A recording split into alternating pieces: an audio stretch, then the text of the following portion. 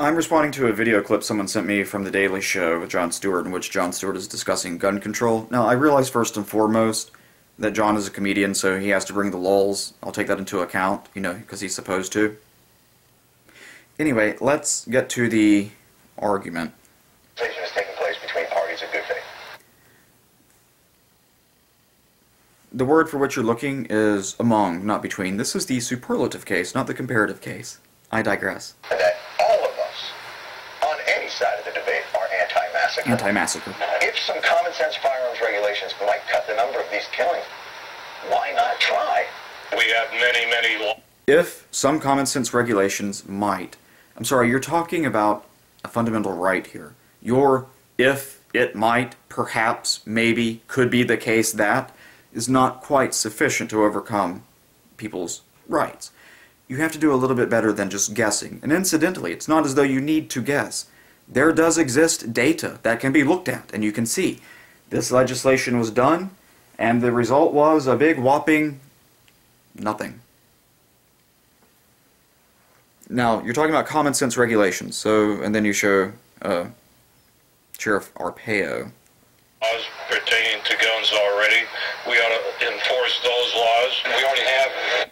Now, I'm just curious, Mr. Stewart, do you disagree or agree with Arpaio that we have these laws and we should enforce them? Would that fall into the common sense area or not? Which regulations are common sense and which aren't? You should go through and excise out all the ones that, you should identify the ones that you think are not common sense, and we can ignore those and then focus on the ones you think are common sense and see what about those you think is inadequate.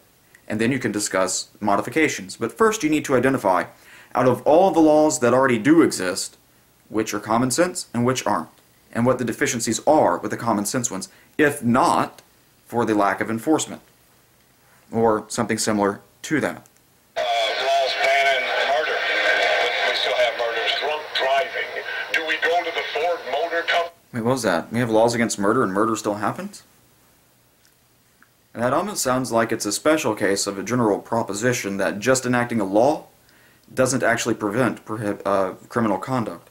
And it's important that we remember the word criminal here because of something John's going to bring up later, where he shows that he doesn't understand the distinction between a tort and the criminal law. And tell them stop making these automobiles because people get drunk and kill people in cars? No, but we do enact stricter blood alcohol limits. Okay, so the per se limit in every state is .08. Now, you're going to mention over the last 3 decades-ish that these measures you're going to, some of the ones you're going to delineate, have resulted in the reduction of drunk driving incidents. And it's true over the 30-year period that that is the case. It is simply not the case for the last about decade. Now, I'd have to go look it up, but somewhere around the last decade where it's hovered right around 900,000 to 1 million incidents per year, down from a peak in the early middle 80s of like 1.5 million, which incidentally was on the rise after these campaigns and all these laws started being passed in the 70s. Some things did change in the 80s that weren't just that. It was how we manufactured motor vehicles, how we designed roadways. Those have a big impact. Anyway. Raise the drinking age, ramp up enforcement panel. Raise the drinking age, you say? Well, it doesn't seem to really make a difference in Europe, where their problem, they've done studies on this, is the people in the 20s range. And people under 20 have access to alcohol. You wouldn't be guilty of like post hoc ergo propter hoc, would you? The fact that we raised the drinking age, that preceded some effect, does not mean that it is the cause or is even correlated with that effect. Charge bartenders who serve Johnson launched huge public awareness campaigns to stigmatize the dangerous behavior in question. And incidentally, all of these remedies that you're talking about here are available with respect to firearms. If I discharge a firearm and it kills someone, which is the negligence case you're talking about with the bartenders, when they overserve someone and let them drive off, I'm liable for that. I can be criminally prosecuted and I can be sued. So I'm curious, again, about these common sense regulations. Which laws that already exist that could be used, but apparently aren't being used often enough, where's the problem? Why do we need more laws when we already have a framework? Oh, right. Your goal is to stop the deaths. Okay. which is going to be interesting compared to something that you say a little bit later, with a caveat. Do all those things because it might just help bring drunk driving rates down, I don't know, by 2/3 in a few decades. And not much in the last decade. It seems that we've hit a plateau, that we just can't drive it down below where we are now. There are ways we could do that. We could put a governor on every car that prevents it from going over 15 miles per hour, and you would save 30-some-odd thousand lives a year like that. We're not going to do it. And the reason is because we have a society where we've decided, you know, we want the following two conditions to be true. We want adults to have legal access to alcohol, responsible adults to have legal access to alcohol, and responsible adults to have ready access to motor vehicles. Given that we want these two to be the case, we recognize that not every adult is going to be a responsible, rational agent. Some of them are going to abuse alcohol, some subset of which are going to drive drunk, and that's going to kill people. But even putting that to the side, you're going to have people who just drive poorly and kill people, and this is going to result in about 35,000 deaths per year.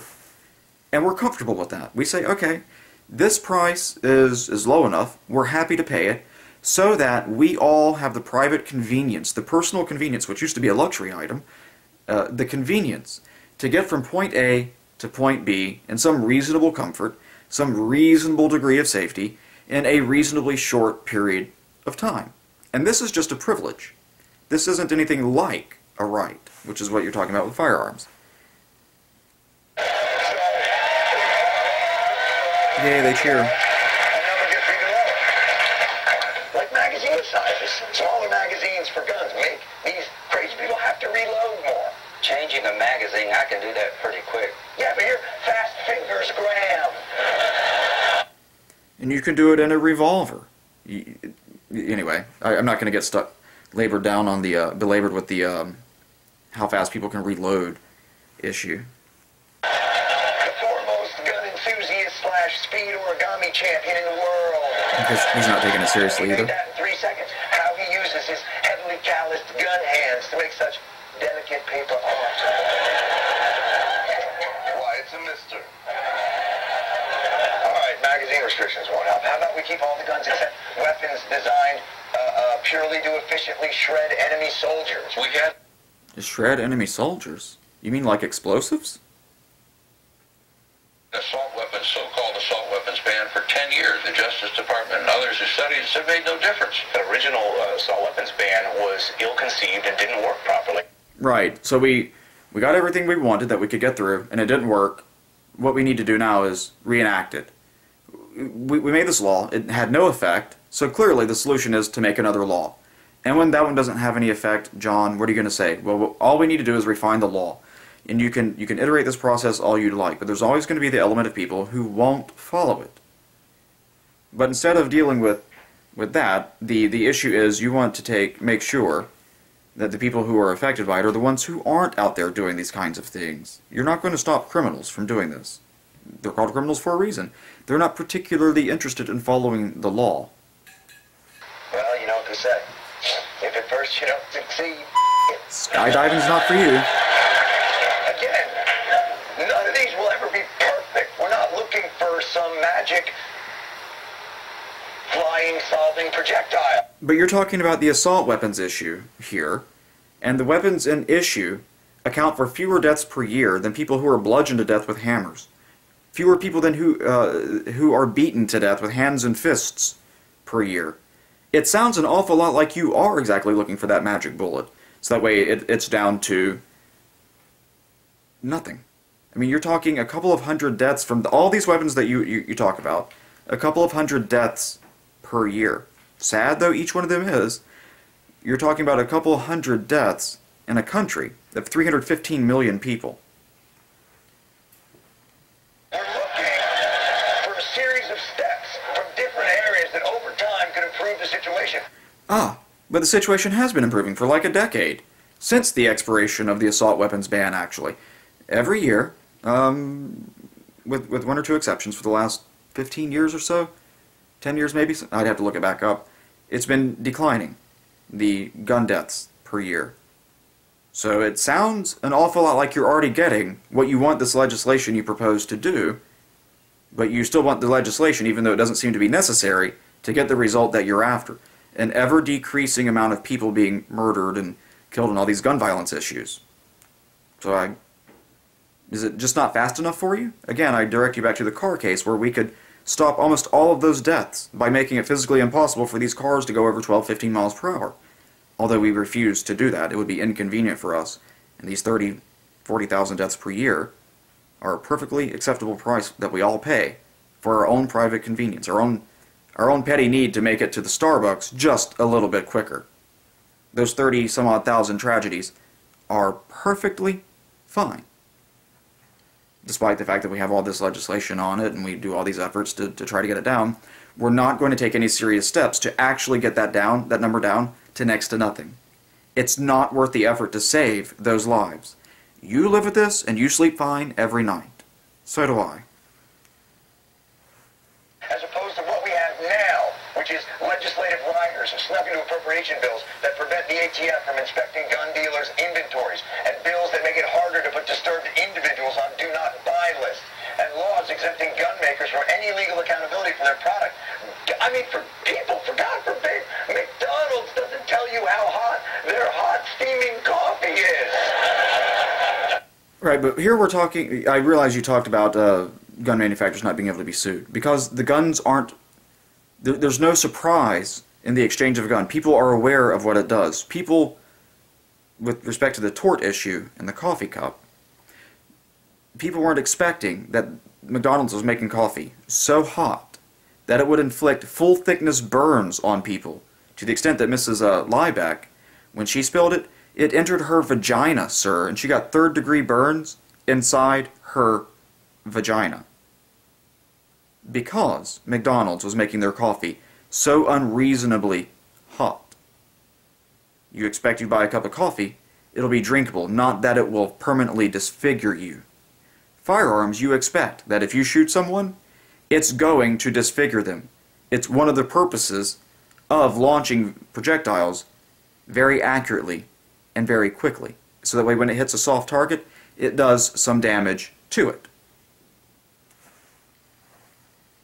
That happens and you're taking the money train to punitive damage town. But an epidemic Most of it was compensatory, but that's neither here nor there. of gun violence, we can't, our hands are tied, we can't do anything. We are a nation of Oh, but in the McDonald's case, you know who wasn't sued? The cup manufacturer. McDonald's was sued for their own conduct. Similarly, the gun manufacturers aren't being sued, but the individual user who uses it in such a way can be sued. If I negligently start discharging firearms off my back porch and a bullet comes down somewhere, there are legal ramifications that issue from that. I could be arrested for involuntary manslaughter, and there's a tort there. Similarly with McDonald's, they didn't do anything criminal, but there was a tort, because they did something that was unreasonable that resulted in the injury of another person. Also, who wasn't sued?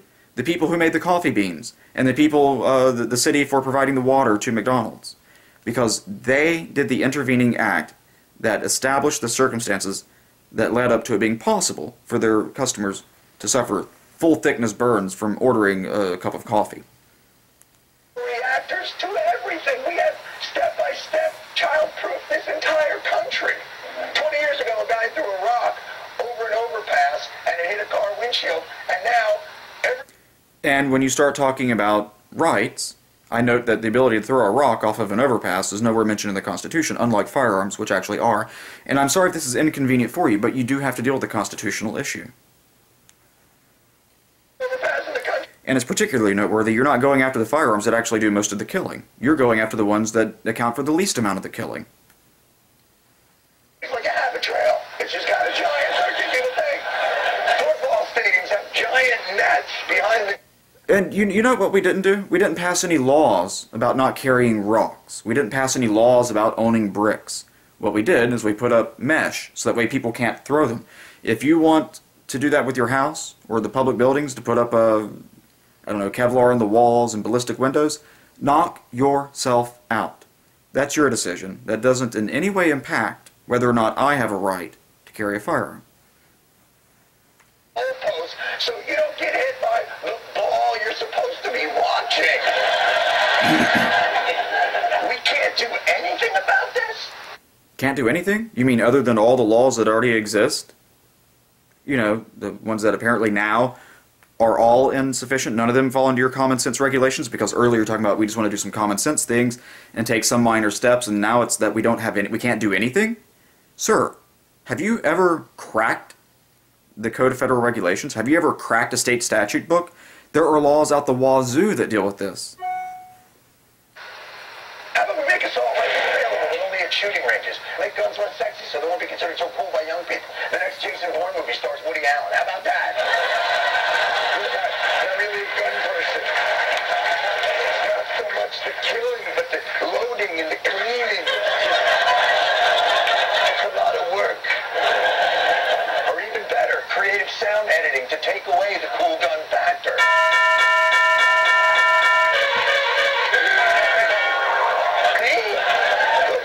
Or, instead of reducing the reality of what guns do when you discharge them, you could make it very clear to people what the consequences are, what it looks like when a bullet enters a human body. Exactly what it looks and sounds like. If you want an example, look up the shooting death of Kyle,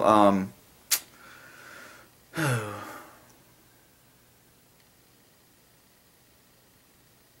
can't remember his name, I'll put a link to it below. He was a deputy who was shot to death. And you can listen to him scream.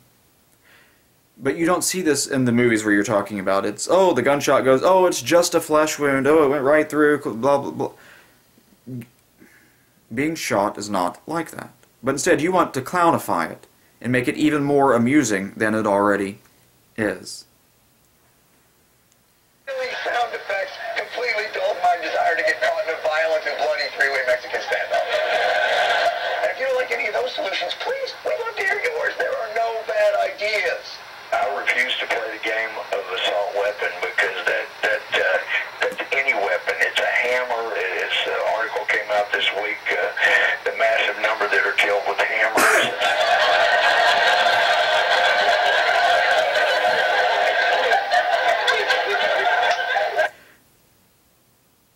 It's interesting that you have an audience, sir, and you play this. A person is talking about real lives of more people who are being killed, bludgeoned to death, incidentally not a pleasant way to go. And they laugh at that. And yet you're exercised about a fewer number of people per year being shot to death, which is generally a much faster way to go than being slowly beaten to death. Why is it that being bludgeoned to death with a hammer is amusing, but if a person is shot, that is a big deal? Your response to the problem is disproportionate to the actual consequence, the effects of the problem, like the gentleman here is mentioning. More people are bludgeoned to death with hammers particularly, not just blunt objects generally, but hammers in particular, which is a very slow way to go, than are killed by all these weapons that you want these massive regulations and all these laws to be written about to go deal with. And yet when he brings this up, you and your audience find humor in this. I'm not amused. Okay, if you want to regulate hammers, we could try that. Don't need to. We already have laws against bludgeoning people to death. Instead of taking away hammers from all the people who aren't, we say, okay, fine, you can keep your hammers. We'll accept that some number of people a year are going to be bludgeoned to death with these, and we'll deal with them on a case-by-case basis. That's why we have a criminal law. We don't generally go arresting people and prosecuting them before they do something wrong. You kind of have to wait and see.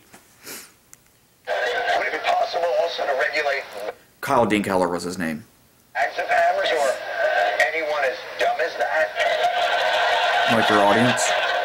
But aside from hammer control, which, by the way, was a great MC Hammer album, do you have any other ideas for reducing gun violence?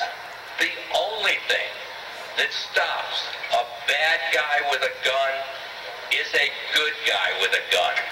No, that's not true. There are reasons I don't have any time for the NRA.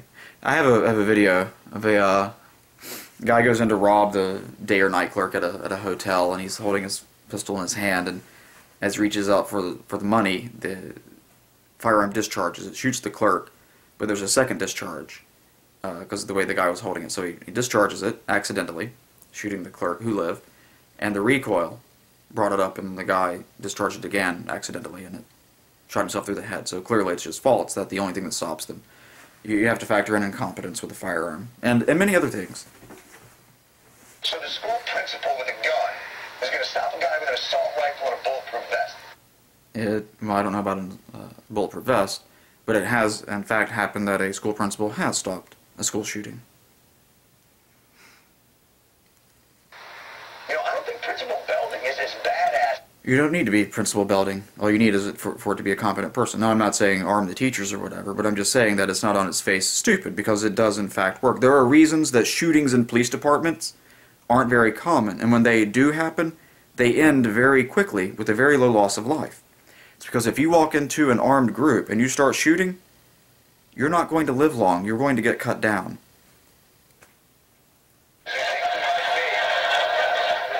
And yes, there's always the possibility that in returning fire, you could injure some innocent person or kill innocent bystander.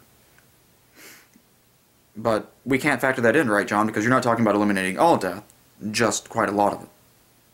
Right? Here's the problem. Technology has democratized carnage. And it's very... Democratized carnage. I thought that's just how we declared war. Anyway. weird to me that gun enthusiasts won't even entertain... let me amend that. Some gun enthusiasts won't even entertain the idea of common sense law enforcement supported small bore, so to speak, moves. Yes, and for as many police officers, well, I don't know the numbers here, but you're going to find police officers who are in favor of it because they don't want to get shot at work, and you're going to find a lot of police officers who are opposed to it because we recognize, hey, I took an oath to protect the Constitution, and the fact that I might get killed so doing is just part of the job that I agreed, that I swore I was there. I remember the day I took I was there. There were some, I might have been drunk, or maybe they were, I don't know, but I was there, and I remember I raised my hand, and I promised to eat some biscottis. Pacific Northwest, we don't do donuts here. I promised to eat some biscottis and have some fancy coffee or something. Oh, right, I accepted that every day that I strapped on my gun and my badge and I went out there and was all snooping and pooping, that the consequence of that, one of the potential consequences, is I could be killed, enforcing the laws that I promised to die if need be in service of upholding. And at no point along the way did I think, you know, wouldn't it be great if we could just trim a little fat off the Constitution, take away people's rights, because it'll make me a little bit safer? Maybe. Possibly. Could be the case, perhaps. Although I note that the people I was worried about shooting me weren't the people who were responsible, legal gun owners. Because they're not the kind of people running around shooting up the cops or schoolyards. I rein in this violence. What's real... And because they're not the ones doing it, they shouldn't be the ones punished for doing it. The people who do the bad thing should be the ones who are punished and dealt with. And that's how our criminal law is set up. We generally have to wait until you actually do a thing in order to go, oh, okay, now we're going to come get you. Sometimes we can stop it in advance. Most times, or a lot of times, we cannot. What's going on here? We have constitutional freedom, the right to keep and bear arms in this country. Yeah. For a well-regulated militia, not a personal arsenal free-for-all. There's all sorts of stuff you can't have already. Tanks, F-16 fighter jets, surface-to-air, anything. You know, you're talking about common sense regulations. And When that Constitution was written, people had muskets. another way to say the exact same thing, that people had muskets, the private citizen has muskets, is to say that at the time the Constitution was written, the average person with this musket, had access to the most advanced military weaponry that had ever existed in the history of humanity. As a compromise, gun rights advocates like myself said, you know what, we'll forego having our own private air force, and our own private navy, and my own private nuclear arsenal, and my own private chemical repository, despite the billions of dollars I don't have to spend on such a thing, or getting my own private jet, or my surface-to-air whatever. I'll give all that away. But that's not enough for you. You go, well, okay, you don't want any of that. But that's not good enough. I also want you not to want the following things. And in fact, I don't care if you want it. I want to make sure that you can't have access to it either. Despite the fact that when the Constitution was written, as I already said, the private citizen had access to the most advanced weaponry that existed at the time. People like me have been very kind in saying, we're not insisting on that. We just want to be left alone to obey the law and get along in our lives and have at our disposal the ability to protect ourselves against, as people who conceitedly exist, those who do in fact go out and kill other people. People who, there's no reason to suppose, they're going to give a flying shit if you write just one more law that they have to break in so doing. As it turns out, the people who are interested in committing murder, Mr. Stewart, aren't all that interested in following the speed limit on the way there. They're not all that interested in going, oh my god, I was going to go kill all these people, but now that I know that this particular firearm is illegal, I've changed my mind. So, okay, you can have all the muskets you want. I'm not insisting on having access to all of the most advanced weaponry that exists. You know, just my own little, my little sidearm or two, and a rifle or two. If that's, you know, Massa, if that's okay with you, if I can exercise my rights as I'd like. You can even have assault muskets for all I care. Jazz it up with a bayonet. Go nuts. But why is it that there is no other issue in this country with as dire public safety consequences as this, that we are unable to make even the most basic step? Well, someone mentioned hammers, which kill far more people than these assault weapons you're talking about, but you spurned it and laughed at it. You found it a ripe source of comedy that more people are bludgeoned to death with hammers per year than are shot with these weapons that you're very concerned about, notably the assault weapons. Towards putting together a complex plan of action to slow this epidemic spread. What is really... It's already slowing, sir. In fact, it's down from 12,000 deaths with murders, at least per year, of firearms, not even a decade ago, to about 8,500, 9,000 a year, which is less, incidentally, than are killed every year by drunk drivers. going on here? I think you, like a lot of people, Joshua, are worried All right, that the I'm federal done with government's this. going to come after. Have a good day.